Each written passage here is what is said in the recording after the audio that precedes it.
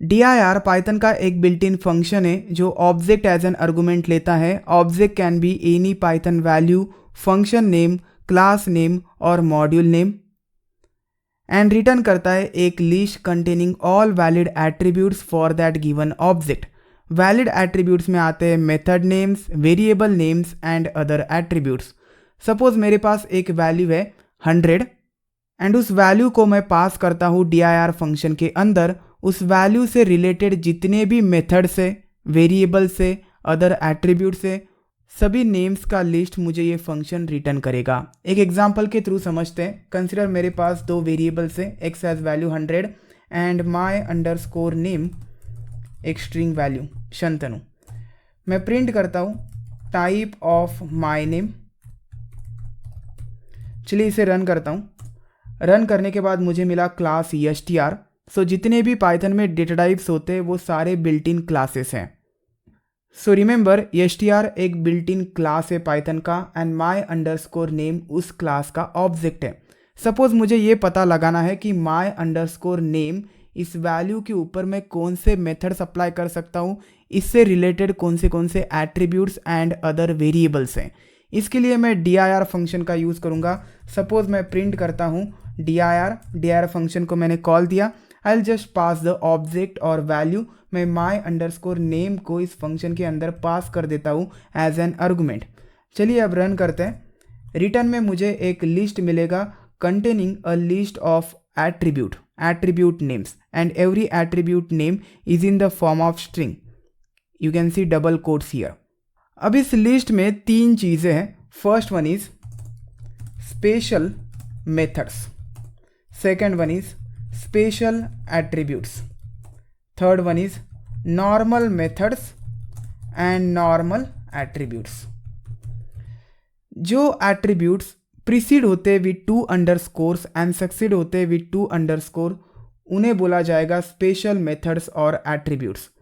सो जिसमें 2 अंडरस्कोर्स है वो स्पेशल मेथड्स और स्पेशल एट्रीब्यूट्स हैं। Remaining are normal methods and normal attributes. So इससे आपको ये पता चलेगा कि कौन से मेथड्स अवेलेबल है for this value. You can see here upper एक मेथड है जो आपके वैल्यू को लेगा, इस स्ट्रिंग वैल्यू को, एंड कन्वर्ट कर देगा इनटू अपर केस। चलिए इसे कॉल करके देखते हैं। कॉल कैसे करना है? Very simple syntax. Object name dot method को कॉल किया जाता है। सो डॉट नोटेशन का यूज करना है एंड जस्ट मेथड को कॉल देना है। चलिए अब इसे कॉल करके देखते हैं। एक्चुअली प्रिंट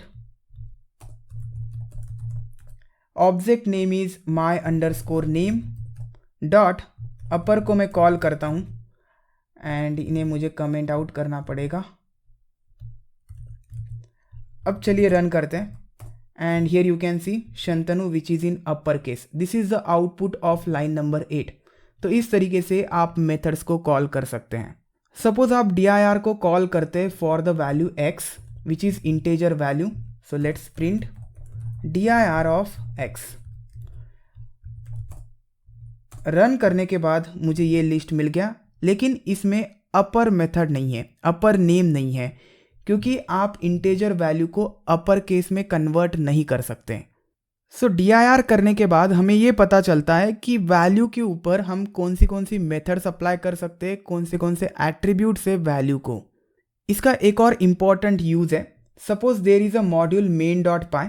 इसमें मैं एक फंक्शन बनाता हूँ display function, and display function में अभी पास लिख देता हूँ एंड एक वेरिएबल क्रिएट करता हूँ एज 23।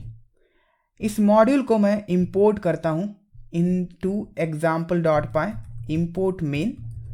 सेम डायरेक्टरी में प्रेजेंट है main dot py and example dot py. So I just have to write import main and अब मैं प्रिंट करता हूँ dir ऑफ मेन। मुझे नहीं पता है कंसिडर कि मेन में कौन से फंक्शंस है, क्लासेस है, कौन से वेरिएबल्स है। कंसिडर कीजिए कि मेन डॉट पाई का आपको एक्सेस नहीं है और आप इसे देख नहीं सकते because it is present at remote location and just आपने उसे इंपोर्ट किया है और आपको ये पता लगाना है कि उसमें कौन से नेम्स है। तो आप dir का यूज़ कर सकते हैं। इंपोर्ट कीजिए मेन को एंड dir ऑफ मेन करने के बाद जितने भी फंक्शंस प्रेजेंट हैं, जितने भी नेम्स प्रेजेंट हैं उस मेन मॉड्यूल में, वो सारे डिस्प्ले हो जाएंगे। You can see here display, display is a function. As एक वेरिएबल जो हमने क्रिएट किया था मेन डॉट पाई में। और भी स्पेशल एट्रीब्यूट्स है, ये बिल्ट इन एट्रीब्यूट्स है, ये हर एक मॉड्यूल के लिए होते हैं, हर एक पाइथन ऑब्जेक्ट के लिए होते हैं। आगे आप पढ़ेंगे इसके बारे में। अंडरस्कोर अंडरस्कोर नेम क्या है, अंडरस्कोर अंडरस्कोर पैकेज क्या है, अंडरस्कोर अंडरस्कोर फाइल क्या है। इसमें फाइल नेम प्रेजेंट रहता है। लाइक आप इसे अगर प्रिंट करेंगे, print, and you will see the file name here. So this is the current file name example.py. So ये attribute file name रिटर्न करता है। तो ये सारे स्पेशल एट्रीब्यूट हैं, इसके बारे में हम आगे पढ़ेंगे। सो dir फंक्शन का यूज़ करके आप ये पता लगा सकते हैं कि इम्पोर्टेड मॉड्यूल में क्या कंटेंट है, कौन से नेम्स हैं। इसका यूज़ आप क्लास के ऊपर भी कर सकते हैं। सपोज मैं str बिल्ट इन क्लास के सभी कंटेंट्स चेक करना चाहता हूँ। I can write the class name here str, क्योंकि एक्चुअली में ये str एक बिल्ट इन क्लास है। रन करने के बाद मुझे सेम आउटपुट मिलेगा जो मुझे स्ट्रिंग ऑब्जेक्ट के लिए मिलता था, क्योंकि जब आप वैल्यू पास करते हैं तो उसके क्लास का कंटेंट रिटर्न किया जाता है, एंड यहाँ पे भी क्लास का कंटेंट रिटर्न किया जा रहा है। So this many methods are present in this str class. लेकिन ये जो आर्गुमेंट है ये ऑप्शनल है। सपोज आप इसे पास नहीं करते हैं तो उस केस में आपको कोई एरर नहीं मिलेगा। एक डिफ़ॉल्ट वैल्यू यूज़ होगी, that is list of names in the current local scope. Scope के बारे में आप आगे जाकर पढ़ेंगे, लेकिन इसका स्कोप है करंटली मॉड्यूल लेवल। ये जो स्टेटमेंट हम एग्जीक्यूट कर रहे हैं वो मॉड्यूल लेवल पे कर रहे हैं। स्कोप भी डिफरेंट टाइप्स के होते हैं, like module level scope, scope यानी रीजन ऑफ योर प्रोग्राम जिसमें आप काम कर रहे हैं, जिसमें आप स्टेटमेंट एग्जीक्यूट कर रहे हैं। दूसरा स्कोप होता है फंक्शनल लेवल एक्सेट्रा। ऐसे बहुत सारे स्कोप्स हैं। सो ये दो मेन स्कोप्स हैं। सपोज मैं यहाँ पे इसे रन कर देता हूँ अभी। You can see this is a current scope. इसमें सिर्फ मेन आपको मिला विच is a module name. Suppose आप एक वेरिएबल क्रिएट करते हैं x हैज़ वैल्यू 10, तो इसमें अब आपको x भी मिलेगा। सो यहाँ पे करंट स्कोप है मॉड्यूल। मॉड्यूल में जितने भी नेम से, वेरिएबल से, फंक्शन नेम से, क्लास नेम से, सबका लिस्ट ये रिटर्न करेगा। सपोज मैं इसे किसी फंक्शन के अंदर लिखता हूँ। Let's consider there is a demo function, and demo function के अंदर मैं ये स्टेटमेंट एग्जीक्यूट करता हूँ। ये स्टेटमेंट तभी एग्जीक्यूट होगा जब हम डेमो को कॉल देंगे। सो मैं डेमो को कॉल देता हूँ। चलिए अब रन करते हैं, एंड dir का अब आउटपुट देखिए, कुछ भी नहीं है इसमें, अ एम्प्टी लिस्ट। एम्प्टी क्यों मिला? क्योंकि करंट स्कोप है यहाँ पे फंक्शन, डेमो फंक्शन, इसके अंदर कोई वेरिएबल नहीं है, ना ही built in methods, built in attributes है। सपोज मैं इसमें एक वेरिएबल क्रिएट कर देता हूँ name here, and I write Raj. अब मैं रन करता हूँ, you can see name attribute present in it. So dir का यूज़ करके आप ये भी पता लगा सकते हैं कि करंट फंक्शन में कौन से नेम्स है, कौन से वेरिएबल्स अवेलेबल है। लेकिन रिमेंबर, जब आप प्रिंट करते dir ऑफ डेमो फंक्शन, तो इस केस में आपको बहुत बड़ा लिस्ट मिल जाएगा। You can see this many attributes are available. Actually में जितने भी फंक्शंस होते हैं वो फंक्शन क्लास से बिलोंग करते हैं। रिमेंबर, जैसे इंट क्लास है, जैसे str क्लास है, वैसे ही पाइथन के पास एक फंक्शन क्लास है। जितने भी फंक्शंस आप बनाते हैं आपके प्रोग्राम में, वो सारे फंक्शन क्लास से बिलोंग करते हैं। सो डेमो का अगर आप टाइप चेक करेंगे, so let me check the type of demo, print type of demo, तो आपको क्लास फंक्शन मिलेगा। क्लास फंक्शन में जितने भी एट्रीब्यूट्स से, जितने भी मेथड्स है, उनका लिस्ट मुझे मिल रहा है for this dir। So you can see class function. So ये जो डेमो है ये फंक्शन क्लास का ऑब्जेक्ट है, एंड नाउ जब मैं dir कर रहा हूँ डेमो को, तो फंक्शन क्लास में जितने भी एट्रीब्यूट्स है, मेथड्स है, उनका लिस्ट मुझे रिटर्न किया जा रहा है। आगे हम फंक्शनल प्रोग्रामिंग में पढ़ेंगे। सपोज मैं मैथ मॉड्यूल को इंपोर्ट करता हूँ। So if I right here import math. अब मुझे नहीं पता है कि मैथ मॉड्यूल में क्या कंटेंट है, उसमें कौन से फंक्शंस अवेलेबल है, क्या क्या अवेलेबल है। इसके लिए मैं dir का यूज़ कर सकता हूँ। इफ़ आई से dir ऑफ मैथ, एंड अब मैं इसे प्रिंट करता हूँ। Let's run it, and you can सी इतने सारे मेथड्स अवेलेबल हैं। सपोज मुझे स्क्वायर रूट फाइंड करना है, I can call this method SQRT। Let's call this method math dot SQRT and मैं पास करता हूँ 25। Let's print it.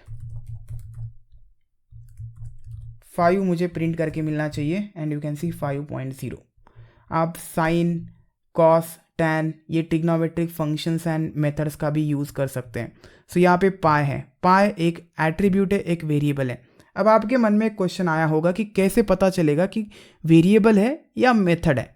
इसके लिए आप कॉलेबल फंक्शन का यूज़ कर सकते हैं। मैं आगे आपको ट्यूटोरियल में बताऊंगा कि कॉलेबल क्या होता है एंड इस फंक्शन का आप कैसे यूज़ कर सकते हैं। अभी के लिए आप उस टॉपिक को इग्नोर कीजिए। If I right here print math.py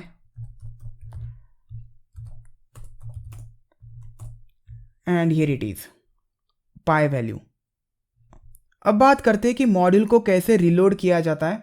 देखिए मेरे पास दो मॉड्यूल्स है, example.py एंड main.py। main.py में मैं प्रिंट करता हूँ हेलो वर्ल्ड।